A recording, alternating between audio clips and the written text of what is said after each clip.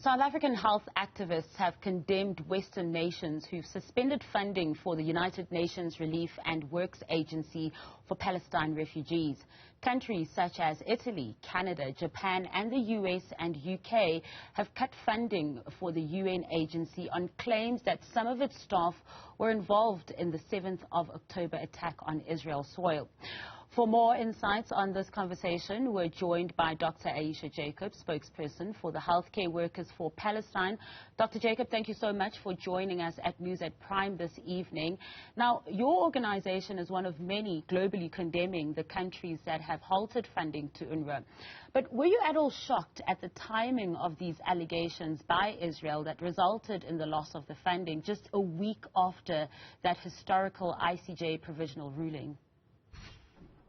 So, Masa, it's interesting that you use the word shocked. I think in this war, nothing should shock us anymore, correct?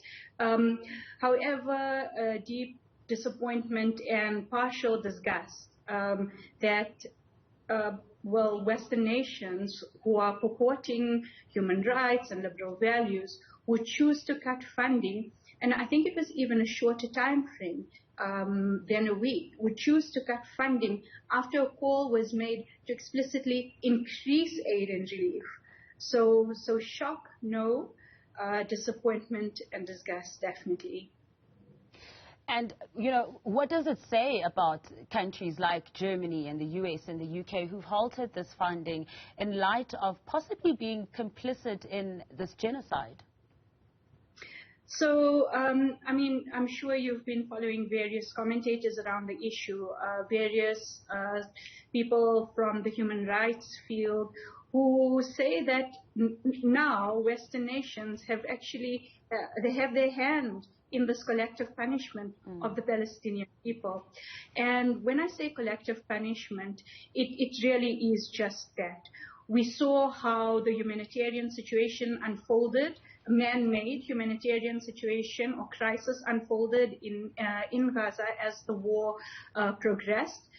We saw how Israeli leaders said that there was no distinction between the resistance grouping and the civilians on the ground, and in that way each person was subject to water being closed off, to electricity and food supplies coming in, and that is nothing short of collective punishment. And that Western nations would knowingly choose to implement this at a time when the situation is so critical means that there is a level of complicity in this collective punishment. I mean, what does it mean for the civilians who are living in Palestine who depend on this aid? It was already coming in drips and drabs since post-October 7th. We've got the ICJ saying, no, we should increase this, and then we've got 18 countries saying, look, we are going to pull back. But on the ground, what does that mean for those civilians who depend on that aid? Sure. So I think it's nothing short of devastation. If you can imagine the situation as it is right now, from a public health perspective, we say that there are conditions for health to be met. So it's not necessarily just health care, which happens in your hospital setting or your clinic setting. It's the conditions to ensure that health is optimal, or that even health can be sustained. And this is food, water, sanitation, and the situation has broken down on all these levels. So we know this, and we know that it was already critical. And with this, I think the population is, it's a crisis. It's an absolute crisis. And what we must remember is that it's man-made. Now, you're asking what this means for the Palestinian population on the ground. And for me, what is very interesting was this aid situation. And of course, no population wants to live under perpetual aid.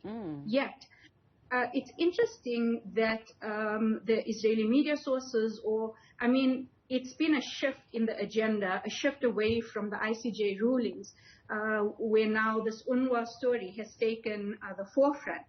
And in a way, it's interesting that this narrative has shed light on UNRWA as an organization. And it is a very special UN organization which was set up to deal with the issue or the refugee problem Palestinians who had been displaced during the first Nakba. Palestinians who had been displaced in the sort of gray zone or limbo area, where the conditions for statehood were not met. These are stateless people. And so the Western nations, well, the petition or the granting of the Israeli state is through the Balfour Declaration is something to consider in a deeper history or deeper discussion. But these were people who had been made refugees. So Western countries came together and said, let us deal with the situation. Let us grant them sort of artificial or aid-based conditions of livelihood just until we can sort out the refugee problem or issue. And the lack of political movement around that has meant that these people have been in the state of statelessness and having this inability to self-determine, because the population, because the refugee issue isn't sorted. This is still a refugee population. And what is very interesting, UNRWA is not just providing aid to the Palestinian people. It is also the record keeper of Palestinians who have been displaced from their homes during the Nakba. So there is a direct link with Palestinians who have links to their homes from which they were displaced, and their children hold this lineage, and it's on the UNRWA records. So this is one of the few remaining records that are showing that these refugees have a legitimate claim on the land that Israel is trying to, well, unofficially for now, move them away from. So, Dr. Jacub, you say that there's something even more concerning beyond even the, the concerns of chronic starvation or famine, but there's also something political behind it. Absolutely. It's a deeply political move. I mean, even now, if UNRWA, say touch wood, is not, defunded completely, other organizations could come up and fill that gap. But who holds this record of the right of Palestinians to return to their homes? So it is definitely a political move, in my opinion. When you speak to your colleagues as well, and just hearing of, the doctors and medical practitioners who are operating in Gaza right now, in Palestine, what are they saying? I mean, how is this also affecting them? Because they aren't able to properly do their jobs, and it must be taking a toll on them too. Yeah, so we've seen this. The doctors who are surviving are telling us about the working conditions. We know that that their payments have been blocked completely. And one has to ask, what is a condition of a people, and under what circumstances have they been living, that an external entity can control payments, can control the economy, can control the substance of these building blocks of life? One has to ask, under what conditions have these people been living, for what duration? So this is what the news that we get from our colleagues. I mean, payment is probably the last thing on their minds right now, but it's about survival, it's about fatigue. And I must say categorically, the healthcare workers in South Africa, our grouping, healthcare workers for Palestine, and groupings across the globe, have condemned in the strongest term the systematic attack on doctors, healthcare workers across the board, frontline responders, and healthcare facilities. I think as humanity, we are in a very dangerous situation where people can execute extrajudicial killings in hospitals, which are supposed to be safe zones. The rules of the game is changing, and if we think it's just limited to this Middle East conflict, we have another thing coming, because it is setting the tone for the way that conflict and war is conducted going forward. Hospitals meant to be a place of refuge, meant to be a place of safety as well. You're also mentioning, Dr. Jacub, that your colleagues as well there in Palestine, their payments being blocked. And while you say, this may be the last thing, of course, while you're in the middle of such a crisis going on that's on your mind, it is concerning, because essentially this is volunteer work, if not, indentured labor, for lack of a better term. Well, absolutely. And I mean, we're touching now in our conversation right now, we're touching on, in medical terms, what we say, the acute problem. But we're not even considering the chronic problem, which is a type of a health apartheid, which has been ongoing. And current narratives would have us think that the situation started on October the 7th. We know for the longest time before that, through the siege and blockade of Gaza, there is in any other terms, it can't be described as anything else besides a medical apartheid. I mean, if you look at machines like, imaging machinery, if you look at cancer treatments, these are controlled by the Israeli government or by border controls. You cannot reservice equipment. Cancer patients need permits to go in and out of Gaza. So what is happening now, it's an acute on chronic problem. Just how you put it there, it's a health apartheid, and just elaborating on some of those things. I mean, cancer patients having to need permits just to seek health care as well. We also know that from the tens of thousands of people who are being killed in Palestine right now, a majority of them are women and children. And how is that affecting the healthcare system, which is already crippling and broken? So I think, if we have to actually sit down and do the math, I think it's going to be such a stain on our collective humanity, or such a stain on our track record as humanity.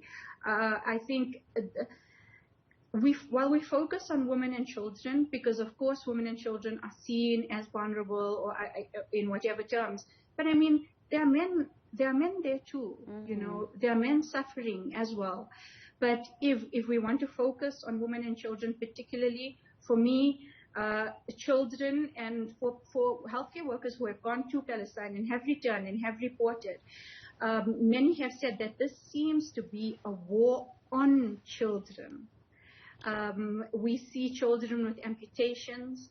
The level of trauma, I think it will take us some time to actually process the complexity of trauma that these kids are experiencing. So all in all, I think as humanity, I think this is going to be something that's going to haunt us for a long time. And at a point where we were called upon to say, please, we need aid. This is the time to actually, try some sort of reparative action or restorative action. Many of the Western nations, we have power, economic power, military power, have actually gone the complete opposite route. And that is shameful. Dr. Jacub, after that ICJ ruling, there seemed to be some sort of a celebration and kind of relief, especially coming out of South Africa. There was a celebration from our government as well to say this is positive step in the right direction on our part, and also globally as well.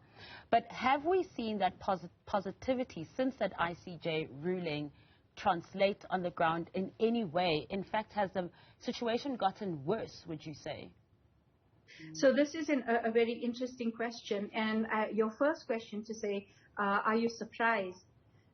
We shouldn't have been surprised, but we've seen in the policy and we've seen in the narrative coming out of Israeli media that it's actually quite a vindictive way of doing things. So I think we have every reason to be proud as South Africans. I think many of us, it's rekindled some of that spirit of Ubuntu, and it made us really feel that this is what our country is about. However, the lawyers that came out on the day of the ruling or the interim ruling or judgment said that this is just one of the many steps that need to be taken. I think they were not deluded about how this will translate on the ground. And while it is a victory, it is not the ultimate victory. And what we as doctors are calling for, or healthcare practitioners who are advocating for Palestinian liberation are calling for, is a strong emphasis on boycotts, divestments, and sanctions. I mentioned previously how it is a health apartheid. It is an apartheid to the next level. And I think what we need to be doing now as civil society, as activists, as professionals on the ground, we need to be exerting pressure on the Israeli economy as much as we can. We need to be isolating this normalization of this type of a society where one people are treated as inferior to another. And as South Africans, we know that only too well. And I mean, just adding to that before I let you go, I mean, that's exactly what South Africa did with our very own apartheid as well, when we did get that support from the rest of the world that did enforce those sanctions and then ultimately dismantling that kind of a system. Absolutely. And I think as activists, as justice-loving people, and what I love about this is you're seeing the average person who wasn't necessarily one of those protesters, or they're seeing this as, and what this is, if I may be frank, it's the remnant of settler colonialism. So it is the last colonial structure that is being propped up by Western nations. And I think from the global South, this hurts, this touches us, and it's touched the average man on the street in South Africa. And I think this is really important. And we know that we can never underestimate the power of collective action for justice. That we do know very well. Thank you so much for joining us at News at Prime this evening.